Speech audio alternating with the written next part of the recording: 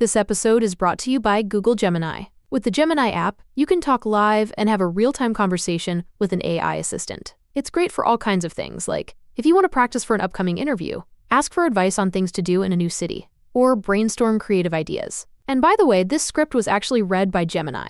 Download the Gemini app for iOS and Android today. Must be 18 plus to use Gemini Live.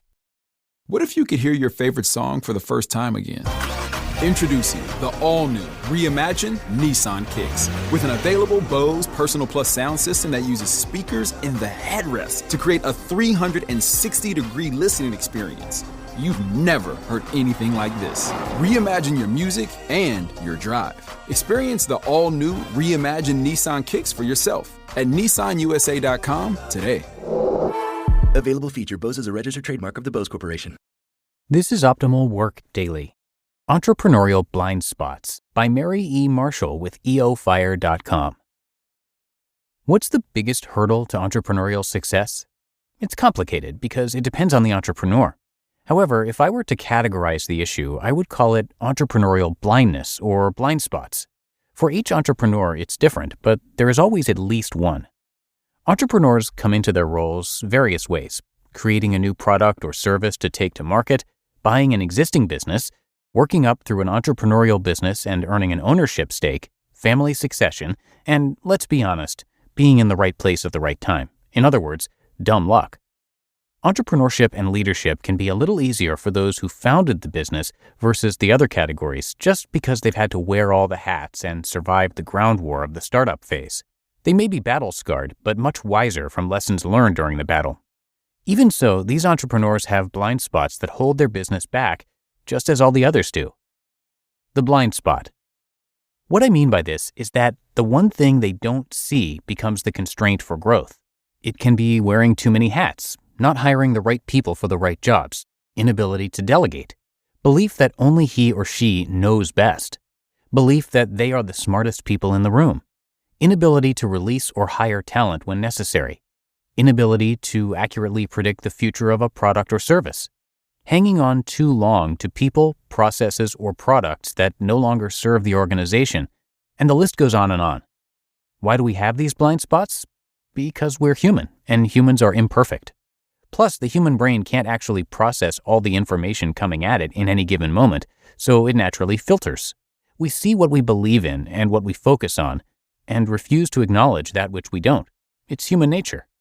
As Anais Nin said, quote, "We don't see things as they are. We see things as we are." End quote. Kids see more than we do because they haven't built a complete set of beliefs, and their central focus of attention isn't solidified until the late teen years. Imposter syndrome. For entrepreneurs, the blind spot issue can be even worse because ultimately, entrepreneurs live in fear that they will be found out, scared to death that someone might figure out that they don't know it all or discover that they are paddling so fast under the water, hoping no one will realize they barely know how to swim. It's called the imposter syndrome, and it's part of the entrepreneurial experience. Another reason for blind spots is that often an entrepreneur has one or two areas of greatness or competence when they start the business, but they don't have every aspect of business covered as an expert. Unfortunately, these one or two areas of expertise lead them to believe that they are omnipotent. When they become the leader of an organization in a position of authority, no one within the team will be honest with them about what's missing or what could be done better by someone else. Lastly, entrepreneurs are control people. We don't believe that anyone can do it as well as we can. And in our desire to control, we give ourselves inflated skill sets, ignoring the fact that it's not our area of expertise. Believe me, I learned this one the hard way. How to see your blind spot. So how does an entrepreneurial leader get a special mirror that lets them see what they don't, but others do? The first place to look is to their executive team, or if they don't have one, this is the first blind spot. Both long and short-term executives of small businesses can tell you what the entrepreneur doesn't see, if they are asked, and if there's enough trust that what they say will be heard in a constructive way. It may be difficult for the leader to hear what is said, but he or she will instinctively know what is accurate and what is not. A second option is an advisor, coach, or some type of peer group for advice. In these scenarios, the people usually don't have a vested interest in the business other than to help the entrepreneur be successful, so they are often more candid than anyone internally could be. A peer group can be especially helpful because they have often experienced the same issue or issues or blind spots and may have a solution so the entrepreneur won't have to figure it out on his or her own. A third option is a more formal board of advisors or experts in the areas that the business needs some help. These professionals are usually paid for their expertise and meet monthly, quarterly, or annually, much like larger businesses, to help the organization to succeed. Just make sure it's not packed with friends who will only tell you what you want to hear, not what you need to hear. Lastly, it starts with the entrepreneur. Be honest with yourself about what you love doing and what you don't love doing. As I've often said, the role of the CEO is to grow their company and grow their people. So within that context, what is the area that you shine at and do better than anyone else and enjoy? Identify that and stick to it as your area of expertise. Are you great at sales, finance, marketing, engineering, strategy, operations, leadership?